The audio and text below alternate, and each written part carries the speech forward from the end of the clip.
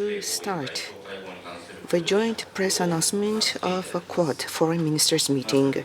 First, Minister Kamikawa will speak, followed by Minister Wong from Australia, and Minister Jaishankar from India, and Secretary Blinken from the United States. Now, Minister Kamikawa, over to you. It was a great pleasure to have invited Foreign Minister Wong of Australia, Foreign Minister Jaishankar India, and Secretary of State Blinken of the United States to Tokyo, and to hold the Japan, Australia, India, US Foreign Ministers meeting. The four ministers engaged in in-depth discussions on regional strategic issues and the cooperation among the Quad countries. This was the second foreign ministers meeting hosted in Japan, and after nearly 4 years. But throughout this period, the solidarity and the commitment of the Quad to realize a free and open Indo-Pacific based on the rule of law have been strengthening day by day. At the same time, Russia's aggression against Ukraine continues as we speak, and unilateral attempts to change the status quo by force in the East and South China Seas or the launch of ballistic missiles by North Korea are continuing. The international order is becoming increasingly uncertain and the global affairs even more unforeseeable.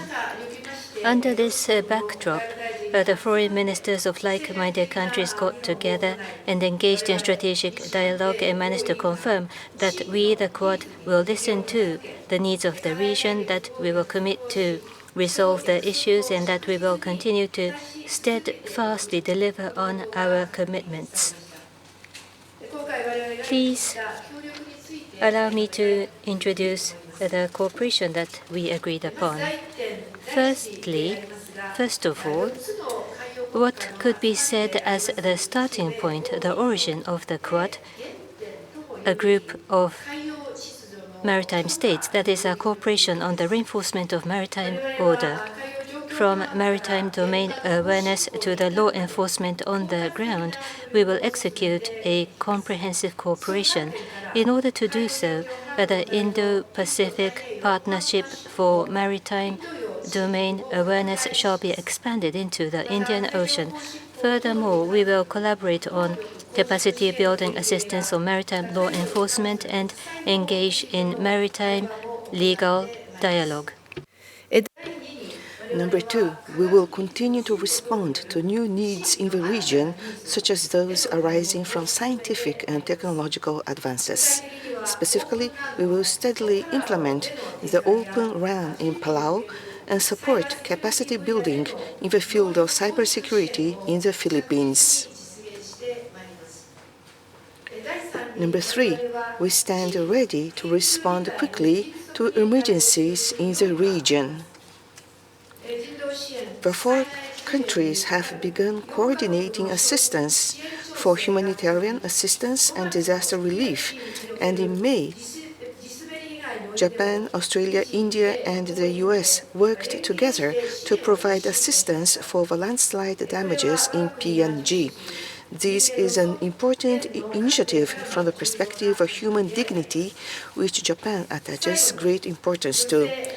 Lastly, the importance of the Women, Peace and Security WPS agenda is also clearly stated for the first time in the Quad joint statement.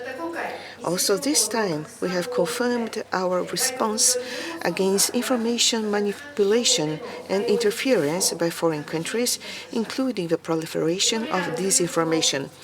These cooperation are also essential pieces to maintain and strengthen the regional order. Thus, once again, the Quad were able to commit to a variety of cooperation. This is a testament to the determination of a Quad to continue to cooperate for the coexistence and co-prosperity of the international community. We will continue to promote cooperation that will truly benefit the region in cooperation with businesses and international organizations among these four countries that share common values and have the will and capacity to resolve regional issues. Thank you very much. Minister Won of Australia, please. Can I first thank Foreign Minister Kamikawa and the Government of Japan for the wonderful hosting of this Quad Foreign Ministers meeting. We really appreciate it, and it's always wonderful to meet not only with the Foreign Minister but with Secretary Blinken and External Affairs Minister Jaishankar. We've all arrived here from Vientiane after attending ASEAN and East Asia Summit meetings, and it's a reminder that all four of us are comprehensive strategic partners of ASEAN and respect its leadership and its role and centrality in the regional architecture. I'm here in Tokyo for the second time in 2 weeks, having attended the Pacific Islands Leaders Meeting hosted by Prime Minister Kishida, and we also thank the Government of Japan for that work. We live in a time where our world and our region is being reshaped. Conflict is risking lives and is costing lives. Extreme weather threatens food and water security, and long-standing rules are being bent and twisted or broken. Countries face coercive trade measures, unsustainable lending, political interference and disinformation. All of these encroach on the ability of every country to exercise its own agency, to contribute to regional balance and, most importantly, to determine its own destiny. For Australia, this Quad partnership is central to how we respond to the circumstances we face, and it is critical to how we influence the shaping of the region and the world in which we live. We want a peaceful, stable and prosperous region, a region where sovereignty is respected and in which competition is managed responsibly. We've often spoken about the Quad enabling choices. We mean that in two ways. First, we are enabling choices in terms of the character of the region we want, a region in which sovereignty and the capacity to both agree and disagree is safeguarded. But second, we seek to enable choices in a practical sense by bringing together the advantages, the comparative advantages that these nations before you offer, and offering that practical assistance to meet the region's needs. I've had the opportunity in recent weeks to discuss with Pacific and ASEAN colleagues the priority they place on enhancing connectivity in the region and in the world. And today, Australia has launched our new Cable Connectivity and Resilience Centre, our contribution to the Quad Leaders Partnership for Cable Connectivity and Resilience. This is about supporting the resilience of undersea cable networks in the Indo-Pacific, providing technical assistance and training and bringing together governments and industry. We have also announced our first 70 Quad infrastructure scholarships for participants in both the Pacific, Southeast Asia and South Asia. So from building cyber security capacity to combating illegal fishing, Quad partners are expanding cooperation and using our comparative advantages for good. We all know we cannot achieve the region we seek alone. And just as we benefit from the complementarity of our partners, so does our region, because of our geography and our shared approach to building prosperity and reinforcing stability. All of us want a world in which disputes are managed by rules, by talking, by cooperation, not by force or raw power. But most importantly, we understand that this does not happen on its own. We have to make this happen. We do this by being active. We do this by exercising our agency. We do this by contributing to a strategic balance in our region so that no one country dominates and no country is dominated. And we do this by a combination of reassurance and deterrence and by working transparently and openly with partners. And we do this by responding when we or our neighbours are in need. So my very sincere thanks to Foreign Minister Kamikawa and the Government of Japan and to my ministerial colleagues and friends, Tony and Jay, for this meeting. It has been constructive and positive. It has been very open and I welcome this conversation very sincerely. We look forward to what comes next. Thank you. ありがとうございました。 Thank you very much. Next, I would like to invite Minister Jaishankar from India. Let me join my Quad colleagues to thank Minister Kamikawa Yoko for hosting us today and also in sharing our readout on the meeting and the progress of the Quad. Allow me to make 5 points. First, as the person, not just the Foreign Minister, longest associated with the Quad, the real satisfaction I have is to see how deeply and systemically it has now got embedded in our foreign policies. Certainly, meetings such as the one we have just concluded are hugely helpful in giving direction. But the fact is that different agencies of our government and stakeholders beyond them, and this keeps expanding, now regularly interact with each other to take it forward. And our leaders have personally led the Quad's growth. Second, do appreciate what an expansive agenda we have built up in the last few years. Think about it. We are working from trusted telecom technology and undersea cable connectivity, you just heard Minister Wong talk about it, to humanitarian and disaster relief, Minister Kamikawa spoke about that, critical emerging technologies, cyber and health security, climate action, infrastructure, capacity building and training, STEM education, maritime domain awareness, and counterterrorism. And this, by the way, is the abbreviated list. There are 16 working groups, and we have just today agreed on more things to do. All of us are looking at how to advance Quad, how to resource it better, how to coordinate more closely, and I think we made some important steps today in that direction. Third, this is not a talk shop, but a platform that generates practical outcomes. For example, our HADR conversations are reflected in understandings and SOPs between our navies. The Indo-Pacific Maritime Domain Initiative that came out of Quad today links our information fusion centers. The Open RAN network that we have spoken about so much is being deployed in Palau. A space-based climate warning system will be launched soon in Mauritius. Off-grid solar projects are actually happening in Indo-Pacific islands. During COVID, we cooperated to deliver vaccines to countries in this region. And the first cohort of Quad STEM fellowships is passing out, and the second one will also cover the ASEAN. Fourth, while I have given specific examples, it is important that we all connect the dots.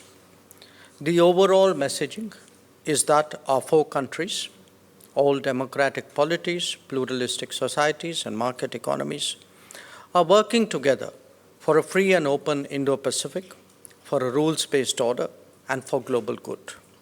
That, by itself, is a powerful stabilizing factor in an uncertain and volatile world. And fifth, there is a strong interactive dynamic between the Quad and our respective bilateral and even trilateral relationships. Progress on one front strengthens the other and thereby enhances the value of the Quad. We have been able to engage together with some other countries in this region in furtherance of a shared agenda. So, ladies and gentlemen, friends from the media, these are challenging times. Whether it is stability and security or progress and prosperity, good things don't happen by themselves. They need trusted partners. They need international cooperation. The Quad is a great contemporary example of both. As in the past, I'm very pleased with what we have discussed and what we have achieved today. Thank you. ありがとうございました。続いて、ブリンケン米 Thank you. Next, Secretary Blinken, over to you. It is a particular pleasure for me to be with these colleagues and these friends. Yoko, to you, to the government of Japan, thank you, not only for the hospitality and for organizing us, but for your leadership.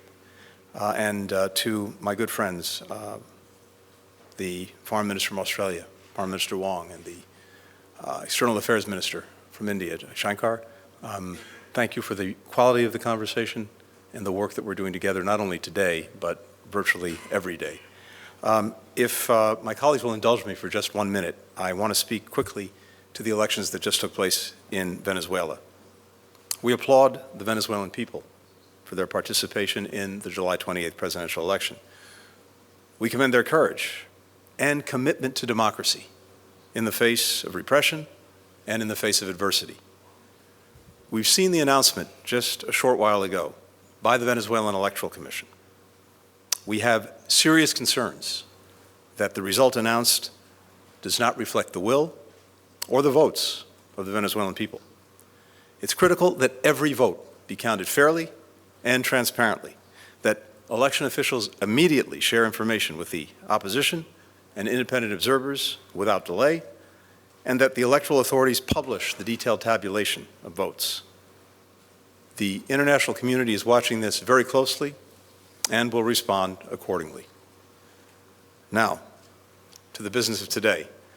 This is in the category of everything's been said, but not everyone has said it. So I suspect this will sound familiar because of the very eloquent presentations that my colleagues have made. But let me just reinforce some of the things that they've said. This is a moment of unprecedented strategic alignment among our 4 countries. We have 4 countries that are united by a shared vision for a free and open, connected, a secure, a prosperous, resilient Indo-Pacific region. That means, simply put, that problems are dealt with openly, rules are reached transparently, applied fairly, that goods, that ideas, that people will flow freely and lawfully across land, across cyberspace, the open seas. And we're also united by a shared belief that together we can help shape this future in ways that bring tangible benefit to the people we represent and many other people throughout the region. Now, our 4 countries are home to nearly 2 billion people. We have a combined GDP of nearly $35 trillion. We're responsible for about 30% of the global foreign direct investment stock. We are committed to putting our collective resources, our collective strengths to work to benefit people across the region that we share. Just over the past several years, the Quad has launched and delivered on ambitious but also very practical things in our agenda. One that respects the centrality of ASEAN, the leadership of ASEAN, the Pacific Islands Forum, the Indian Ocean Rim Association, and other regional bodies. And it complements the growing network of interconnected alliances and partners within the Indo-Pacific that are increasingly as well linked to other regions. Today, we discuss concrete steps to advance this cooperative agenda. First, we are charting a course for a more secure and open Indo-Pacific and Indian Ocean region by bolstering maritime security and domain awareness. In practical terms, what does this mean? It means strengthening the capacity of partners across the region to know what's happening in their own waters. 2 years ago, we launched the Indo-Pacific Partnership for Maritime Domain Awareness, bringing cutting-edge technology like signal location data and satellite technology to countries all across the region. These capabilities, for example, help countries crack down on illegal, unregulated, unreported fishing. They help them predict natural disasters. They help them mitigate the effects of climate change. They help them enforce borders. And we agreed to extend this partnership to the Indian Ocean via India's Information Fusion Center. We continue to work with partners to ensure that freedom of navigation, overflight, the unimpeded flow of lawful maritime commerce, that these continue to go forward. They are critical to the region's security. They're critical to its ongoing prosperity. Second, we are helping to accelerate the Indo-Pacific's path to even greater prosperity by harnessing the power of digital and emerging technologies, and again, doing it together. Today, we took the first step to launching the AI Engage program, funding opportunities for collaborative research to leverage these technologies, like artificial intelligence, like robotics, to help improve things like agricultural productivity, food security, things that matter profoundly to so many of our people. We're growing the region's tech ecosystem through the Quad Investors Network. It's bringing together investors, corporations, public institutions for joint ventures in things like clean energy, chips, critical minerals, quantum technology. We're also bolstering security and resilience, as you've heard, of the underseas cables that connect all of us. Upward of 95% of digital traffic is carried by these cables every single millisecond of the day. So far, we've trained over 1,000 telecom professionals across Southeast Asia, South Asia, the Pacific Islands, on manufacturing, on delivery, on the maintenance of cable infrastructure. This week, we announced a new cohort of Quad Fellows. We're sponsoring top STEM students, those who have masters or PhDs, to come study in the United States. We just expanded from Quad countries to include students from all across Southeast Asia. Third, we're deepening our collaboration on humanitarian assistance and disaster relief. This cooperation laid the groundwork to send some $5 million to Papua New Guinea after the landslides this spring. We're working to finalize a response mechanism to make coordination even more effective and immediate to deal with future disasters. Of course, in the context of our discussions today, we also talked about regional and global security priorities where Quad engagement and leadership makes a big difference. Our collective resources, our strategic thinking, our relationships, our consultations, all of these are important to address the challenges. The DPRK's destabilizing and unlawful missile launches, Russia's ongoing war of aggression against Ukraine, and of course, the conflict in the Middle East, the war in Gaza. We're grateful, I must say, on the part of the United States, grateful to our partners for the strong support for the ceasefire proposal that President Biden put forward, and we're working every single day to bring that across the finish line. When our leaders were gathered at the G7 in Hiroshima in May of 2023, President Biden predicted that a generation from now, people will look at the Quad as a force that, as he put it, changed the dynamic not only of the region, but of the world. Today's meeting, all of the energy, all of the commitment, all of the collaboration that we're able to bring together gives me great confidence in the Quad's future and the shared future that we work to represent. Thank you. ありがとうございました。 Thank you very much. This concludes the joint press conference. Minister Kamikawa, Minister Wong, Minister Jaishankar, Secretary Winkle, all of you who are present here, thank you very much. I'd like to ask the press to remain here until the four ministers leave. Thank you.